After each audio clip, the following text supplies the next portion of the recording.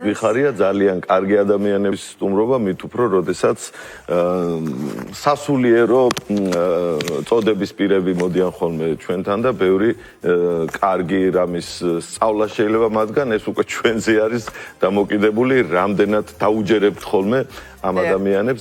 დეკანოზი გიორგი თევდორაშვილი გახლავთ ჩვენი სტუმარი, წმინდა ნიკოლოზის სახელობის ტაძრის წინამძღვარი, რომელიც ნარიყალაზე მდებარეობს და მამაო 14 სექტემბერს იყო ეკლესიური მართლმადიდებლური ახალი წელი გილოცავთ ყველას რა თქმა უნდა ჩვენ შეგვიძლია მთელი კვირა და მთელი თვე მიულოცოთ ერთმანეთს აქედან გამომდინარე და ამ თარიღის მნიშვნელობაზე რომ ვისაუბროთ და აი ბევრმა არც იცის ზოგადად რა საიდან მოდის როგორ რატომ არის ეს ახალი წელი და ამის შესახებ რომ დავიწყოთ საუბარი. პირველ რიგში მადლობა რომ ისევ თქვენთან ვარ ამ სტუდიაში, მადლობა ამ ტელევიზიის მესვეურებს და ცხოვრება ნამდვილად მშვენიერია, როცა ასეთი ჰანგებით დაიწყება.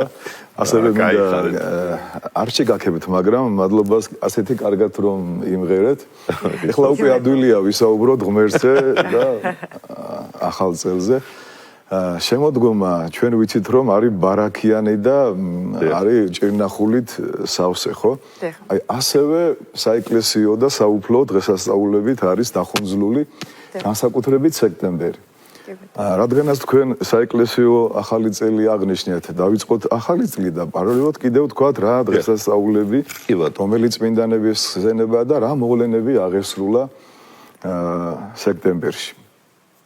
ყველას კარგად მოგეხსენებათ, საერო ახალი წელი როგორ ხდება, ხო? ღარიბი და მდიდარი შეძლების და გვარად სუფრას გააწყობს, მიუჯდება ფერად ეკრანს, მოვლენს სტუმრები, ან თვითონ წავა სტუმრად და ელოდება რომ ეს ახალი წელი იქნება ხვავის, ბარაქის, შუშხუნებს გაისვრის, დააბერებს ტკბილეულით ოჯახის წევრებს და ელოდება რა თქმა უნდა ცვლილებას. აი ჩვენთან შემთხვევაში როგორ არის? მეოთხე საუკუნეში პირველ მსოფლიო კრებაზე 325 წელს ნიკეაში დადგინდა ინდიქტიონი საეკლესიო ახალი წელი და რატომ? მოგეხსენებათ რომ კაცობრიობა ელოდებოდა ქრისტემდე მესიის მოსვლას. მთელი ძველი აღთქმა ანტიკური ხანა არის მოლოდინი მხსნელის. აი დღეს იტყვიან ხოლმე მამაო გეშველება რამე? ეს კრეხელობაა ამ სიტყვის თქმა. კრეხელობა. ვიღაცებს გონიათ რომ რაღაცა შეიცვლება, რაღაც კოალიცია მოვა ან წავა და ჩვენ გვეშველება. ეს არასწორი დამოკიდებულება. შველა მხსნელი არის მესია, მაცხოვარი. და იესო ქრისტე მოვიდა როგორც მხსნელი ჯერ ებრაელებთან თავის ასე თქვათ რაიონში იზრდება ნაზარეთში და შედის სინაგოგაში. სინაგოგა არის საკრებულო, სადაც ბიბლიას კითხულობენ და საუბრობენ საჭირობროტო საკითხებზე. მას მიაწვდიან, საინტერესოა, ესაიას წინასწარმეტყველებას გრაგნილებით იყო, გადაშლის და კითხულობს იმ ადგილს, სადაც ესაია საუბრობს მესიაზე. და მესია თავის თავზე ამბობს, რომ სული ღვთისა არის ჩემზე და მე მომავლინა ღმერთმა გაჭირვებულების დასახმარებლად, სნეულების განსაკურნავად, რომ დავაპურო ადამიანები და მოკლედ ხალხს რო უშველო. დახურა და თქვა, რომ ეს აღსრულდა. გადაერივნენ ებრაელები, როგორ ეს ხო ამის თქმა ხო მარტო მესიას შეუძლია. და გამოაძევეს სინაგოგიდან, ბუნებრივია, იცით რომ არ მიიღეს. და ესეც უფლისგან იყო ებრაელები მესიას არ იღებენ, იმიტომ რომ ჩვენ მაშინ წარმართები ვინც ვიყავით, ქართველები, ბერძნები და სხვა ეროვნებები, ჩვენ მიგვეღო მათ რომ მიეღოთ მესია, ჩვენ დავრჩებოდით მესიის გარეშე. აი ამიტომ ეს დღე ეკლესიამ დაადგინა საეკლესიო ახალწლად, რასასიხარულოა, რომ შენ გეტყვიან, იცი რომ მესია მოვიდა, ნუ გეშინია, გეშველება, ილოცე და ღმერთი იქნება შენთან. ცოტა უჭირს ადამიანს ამით, დღეს ესე გვიყვარს ხოლმე სოციალურ ქსელში, გაიხარე, გიხაროდენ და რაღაც ისე ხო, მაგრამ უთხარი როგორ უნდა გაიხაროს ადამიანმა. მარტო იმისი თქმა რომ ყველაფერი კარგად იქნება, ცოტა არასერიოზულია. ადამიანს რო უთხრა ახლა სამანტყოფაში მიყავ ცუდად არის რეამინაციაში უნდა შეიყვანონ და ნუ გეშინია კარგად იქნები კაცო როგორ უნდა იყოს კარგად ხო უნდა უთხრა არა ნორმალურ ექიმთან ხო უნდა მიიყვანო არა ხო უნდა უთხრა რაღაც იცი ცოდვებსაც ხო არ გადახედავდი შენ ცხოვრებას ხო რო გამოხვალ იქიდან მადლობა უთხარი მე ღმერთს და საეკლესიო ახალი წელი რა არის აი კარგად მინდა რომ ჩაუღრმავდეთ გავიდა ერთი წელი და მე უნდა შევამოწმო ჩემი სულიერება ჩემი რწმენა ისევ იმ მდგომარეობაშია ადრე მარტო ხატებთან რომ მივდიოდი და საკლავს რო ვკლავდი ისევ აქა ვარ თუ ცოტა გავიზარდე სხვა ადამიანებში რომ ბეწს ვხედავდი და ჩემ თვალში დირეს ვერ ვხედავ ხო ჯობია რომ ცოტა გავიზარდო არა სულ სხვებზე რომ საუბრობ და არაფერი რო არ მომწონს ჩემ თავში დავინახო რაღაც ამდენი ხანია ეკლესიაში დავდივარ სახარება უკვე მე-9 წავიკითხე 407-ჯერ ვეზიარე ხო და აღარაფერი არ იცვლება მოდი ეს საეკლესიო ახალი წელი იქნებ უფრო უკეთესად გავიაზრო და მეტი თვითკრიტიკულობა ხო აღარ ვიყო ის ფარისეველი მწიგნობარე შეიძლება ყველაფერი იცი უკვე დღეს ერი განათლებულია სოციალურ ქსელში იმდენი რამე იწერება რომ ყველაფერი იციან ხო მაგრამ ვასრულებ ამას ვარ მართლმადიდებელი კაცო რატომ არის რომ დანერვოზებული სევდიანი და დარდიანი დავდივარ რატომ მტკივა თვალები იმიტომ რომ შურიანი ვარ იმიტომ რომ ყველას ოჯახში ვიცი რა ხდება და ჩემ ოჯახში არ ვიცი რა ხდება ყველა ვიცი რომ ცუდია მაგრამ მე ვერ ხვდები რომ მე ცუდი ვარ საკუთარ თავზე უჭი იმ სახარებას რო ვკითხულობ გონია რომ სხვაზე დაიწერა შენზე დაიწერა კაცო შენზე შენ უნდა დაფიქრდე რომ მე არ მეხება დავიჯერო აქ არაფერი აი სასულიერო პირებიც კი გამოდიან ახლა პოლიტიკაზე საუბრობენ და ვერ ხვდებიან რომ პოლიტიზირებული სახარება არ არსებობს ხო?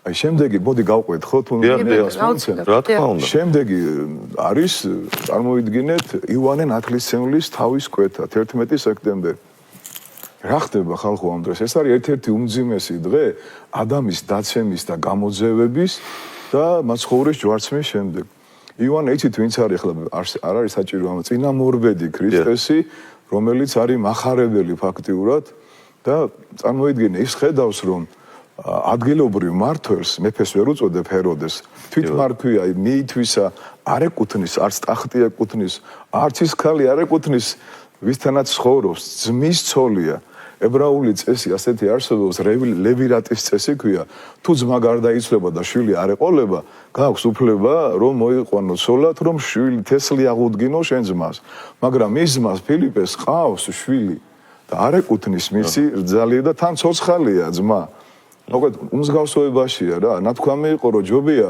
ძაღლიშვილი იყო ვიდრე ჰეროდეშვილი იყო იმიტომ რომ ყველა დახოცა ვისაც კი ტახტი ეკუთვნოდა აი წარმოვიდგინეთ ეს როგორც ოიდიპოსი საშინელება და კარგად მინდა რომ ხაზი გაუსვა იოანე კი არ ეუბნება რომ შენ ცუდი მართველი ხარ პოლიტიკაში არ ერევა ეუბნება რომ შენ არ გეკუთვნის შენი ძმის ცოლის ცოლად ყოფნა ზნეობრივ საკითხში ეხება როგორც გრიგოლ ხანძთელი ერევა აშოტ ყურაპალატის ცხოვრებაში არ ეუბნება რომ შენ ცუდი მეფე ხარ ეუბნება რომ შენ არ შეიძლება რომ ატო იცით ერი რო ხედავს რომ მართველი ეზნეოთ იქნება ზნეობრივი ავტორიტეტი უნდა იყოს ზნეობრივი ავტორიტეტი რა თქმა უნდა შეწუხდა ყველა და ამ დროს როკავს სალომეა იმ არაკანონიერი ცოლის შვილი და მოიხიბლა ცეგვით ჰეროდე და თხოვე რაც გინდა ნახევარ სამეფოს მოგცემო ის მაშინვე მივიდა დედასთან და რა ვთხოვო იოანე ნათლისმცემლის თავი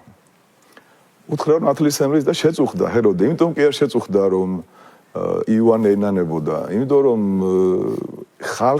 ხალხმა იცის რომ იოანე დიდი კაცია და იცის რომ ამის გამო მას პრობლემები ექნება მაგრამ სიტყვა თქვა და არ უნდა რომ სიტყვას გადავიდეს საზოგადოება რა სიტყვის მასზე საზოგადოება დააყენა მართალ ადამიანზე წინ სინდისი ასე თქვათ დაივიწყა და გაგზავნა მერხლმე მოაკვეთინა თავი და შემოაბრძანეს დარბაზში და ესეთი გადმოცემა არსებობს რომ მოკვეთილი თავი კიდევ ამხელდაო ჰეროდეს და ეუბნება რომ შენ არ გეკუთვნისო შენი ძმის ცოლი ანუ დღევანდელ დღეს 11 სექტემბერს ულოცავენ ერთმანეთს, მაგრამ არასწორია, კი არ უნდა მიულოცოთ, უნდა უთხრათ, რომ იოანე ნათლისმცემლის სიმართლე მოგცეს ღმერთმა.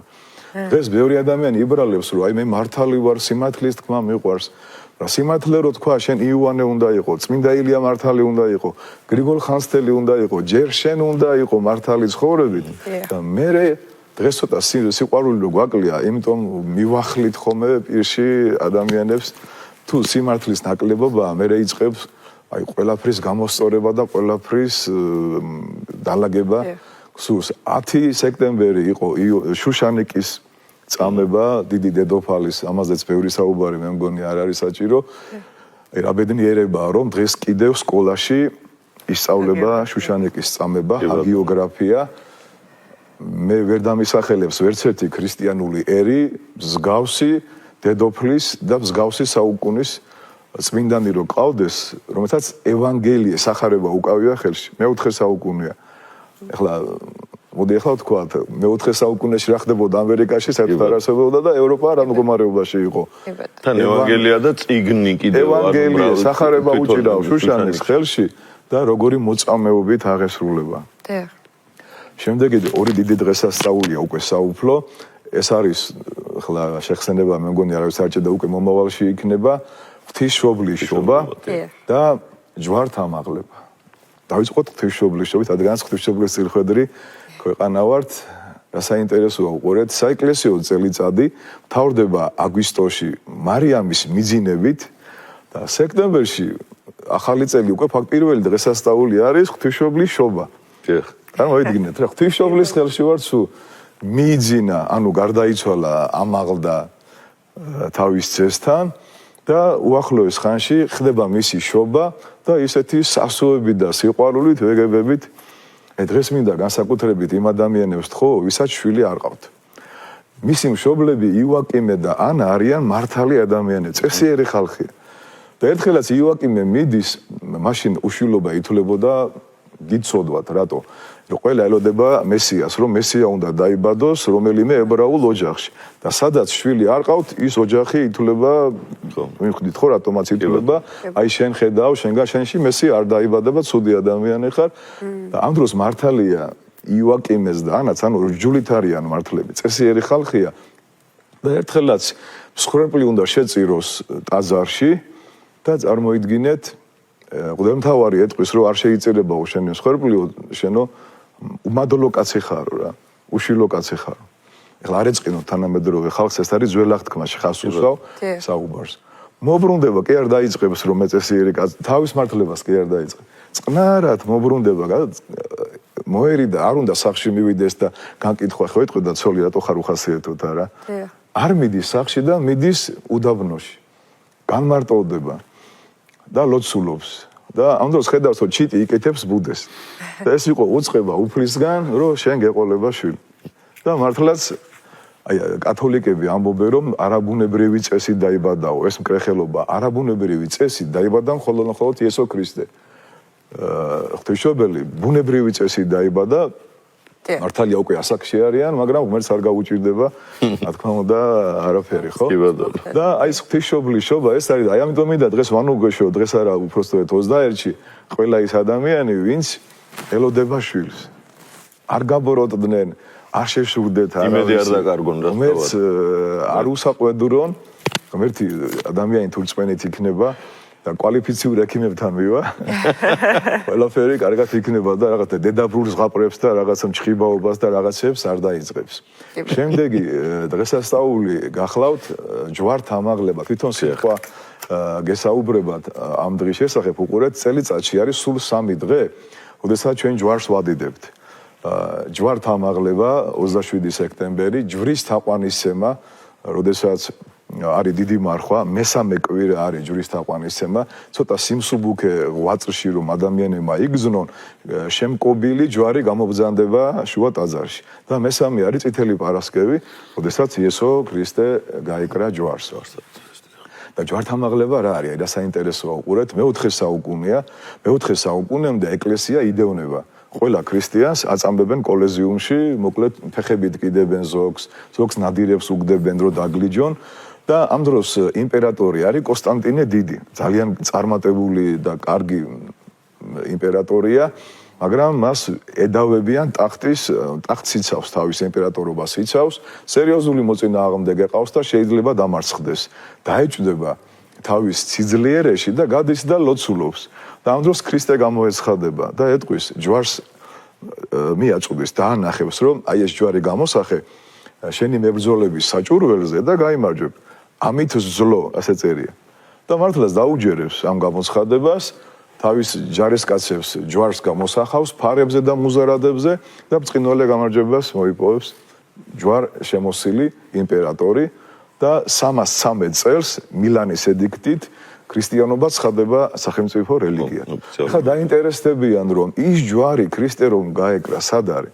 წარმოიდგინე დედოფალი ელენე პირველი მართლმადიდებელი დედოფალი იცოდეთ ძალიან მოშურნე ქალბატონია და გაგზავნის ჯარისკაცებს, მოკლედ მკვლევარებს, რომ მოძებნეთ, იციან რომ გოლგოთაზე მოხდა და აღმოაჩინეს 3 ბორცვი ნაგავმიყრილი.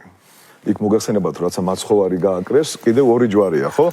აქეთ იქით 2 ავაზაკი, ერთი ცხონდა, ერთი წარწყმდა. გათხრა აწარმოეს, ამოიღეს 3 ჯვარი. რა გაიგონ ახლა რომელია მაცხოვრის ჯვარი? ამ დროს მოასვენებენ მიცვალებულს. და მაცხოვრის ჯვარს რომ შეახებენ მიცვალებულს, მიცვალებული აღდგება და ისე აღბრთოვანდება ხალხი, უკან დაიხევენ აღრთოვანებით და იტყვე ამაღლეთო ჯვარია და ამ ჯვარს აამაღლებენ და ყველა სიხარული და რწმენით შეხედავს ჯვარს და აი აქედან მე-4 საუკუნიდან ეკლესია დღესასწაულობს ჯვარს. ყველა მღირსებით უნდა ვატაროთ ჩვენი ჯვრები და თავდაბლობით, როგორც იუაკიმე და ანა ატარებდა, როგორც ჩვენი მეფეები, როგორც ყველა ღირსეული ადამიანი ატარებს ჯვარს. ასევე მინდა დაუბრუნდე დედა ღვთისმშობლის შობას და შევახსენო ძვირფას ადამიანებს, მარტო ქართველებს არა, იმიტომ რომ საქართველოში ბევრი მართლმადიდებლები ცხოვრობენ და მარტო მართლმადიდებლები ქართველებს რომ მიმართოთ, ცოტა შოვინისტები გამოვალთ და არ იქნება აქ ძალიან ბევრი რუსი, ბერძენი, სომეხი და სხვა ეროვნება ცხოვრობს, ვისაც მართლა უყვარს დედა ღვთისმშობელი, ჩვენი მკვიდრები არიან და სიხარულით არიან ჩვენს გვერდით აშენებენ ჩვენს ქვეყანას, ხო? აი ძალიან ბევრი კამათი და პოლემიკა არსებობს რომ რატომ აირჩია დედა ღვთისმშობელმა საქართველო არ აირჩია სომხეთი არ აირჩია აზერბაიჯანი გინდაც ინგლისი ესპანეთი ან რომელიმე ესეთი ცნობილი ქვეყანა და ხშირად ჩვენი ქართველები ქართველობა ცოტა გათამამებულები ვართ ებრაელი ვართ და აი ჩვენ ღვთისმშობლის წილხედური ქვეყანა ვარ და გონიათ რომ მათი დამსახურება ქართველების დამსახურება კი არ არის ეს რომ საქართველოს ღვთისმშობლის წილხედური ქვეყანა კენჭის ყრით, წილის ყრით, ვის უნდა ეკადაგა საქართველოში, შეხვდა დედა ღვთისმშობელს. ზეგ ეს არის მეერგასე დღე, 50-ე დღე, როდესაც ამაღლდა ქრისტე და კენჭი იყარეს მოციქულებმა. იქ არის ღვთისმშობელიც. ზოგ შეხვდა ინდოეთი, ზოგ შეხვდა რომელიმე ქვეყანა, ხო? და წარმოვიდგინეთ, ხო, დედა ღვთისმშობელი შეხვდა საქართველოს. და რატო იცით? იმიტომ რომ ღვთის განგებულებით მცხეთელი ურიების ლონგინოზის ასე თქვა ისინი ჩამოდიან იერუსალიმში მცხეთიდან და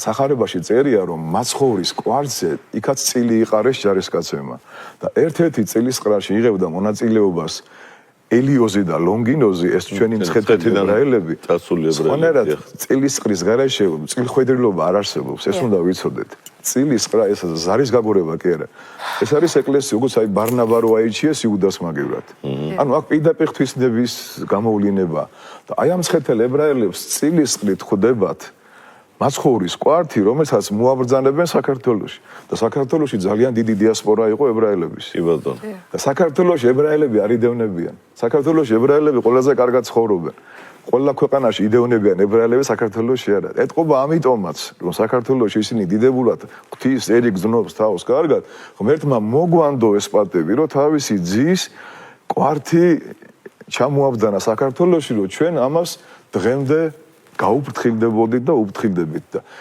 შვილმკვდარი დედა სად წავა თუ არა სადაც ეგულება თავისი შვილის ყველაზე ძვირფასი სანუკვარი შესამოსელი და ამიტომაც ღვთის განგებულებით მოდის ღვთისმშობელი მაგრამ იესო ქრისტე გამოეცხადება და ეტყვის რომ შენ მალე უნდა მიიძინო და აგზავნის ანდრია პირველ წოდებულს და სიმონ კანალეს ასე რომ ჩემო ძვირფასო ქართველო მართლმადიდებელო და ყველა მართლმადიდებელო ადამიანებო ეს არის ძალიან დიდი პატივი ეს არის ძალიან დიდი ნდობა. ეხლა მე რო თქვენ $1,000,000 მოგაბაროთ, ხო? მაშინვე შეინახავთ და გაუფრთხილდები, ხო? ვიდრე $10,000 რომ მოგცეთ. და ამხელა სიწმინდე რომ ჩაგაბარა ღმერთმა, აი მაპატიეთ, ეს არის ჩემი პირადი აზრი, რომ დღემდე საქართველოს იმიტომ არსებობს და იმიტომ გაუძელით ამდენ მონღოლობას, არაბობას, თურქობას და ოსმალობას, რომ აი ამხელა საგანძური არის ხედავში. 20 ქვეყანა დღეს დაობს არა ჩვენთან არის კვართი, არა ჩვენთან არის რუსეთიც მათ შორის. მაგრამ იცოდეთ რომ კვართი საიდუმლოებრივად ფარულად არის სვეტიცხოველში, მაგრამ ქრისტეს კიდევ ჰქონდა მოსასხამი, რომელიც უკვე დაიხია და დანაწილდა და აი ის ქიტონი ესე თქვა. აი ის არის შახაბაზმა არის ვარაუდი რომ ის გაუგზავნა რუსეთის ხელმწიფეს და არა კვართი. გასაგები. გესმით? იმიტომ რომ რუსეთში არის დღესასწაული ივერიიდან მე-17 საუკუნეში მაცხოვრის კვართის გამობრძანება და იმანაც სასწაულები მოახდინა იქ. ოღონდ ის კვართი არ არის. ის არის ქიტონი, რომელიც ზევიდან რომაული ესეთი შესამოსელია, არის მოსასხამი. ასე რომ ღვთისმშობლის სარტყელი. ძალიან დიდი მადლობა. უღრმესი მადლობა. არაჩვეულებრივი. მაგრამ მაინც მოსმენა არის ძირითად საქმელი საგამოგვილებს. და ვიქნებით მართლა ბედნიერი ადამიანები, ცხოვრება მართლა ბედნიერება იქნება. თუ ამ ყველაფერს ჩვენ მადლობა თქვენ და ყოველთვის გელოდებით ნამდვილად ბევრი საინტერესო რამე. და ბევრი დღესასწაული იყო რომ სამწუხაროდ. ძალიან გვიხარია და ძალიან გვიყვარს როცა თქვენ მოდიხართ ჩვენთან, იმიტომ რომ თქვენი მოსმენა ჩვენთვის ძალიან მნიშვნელოვანია.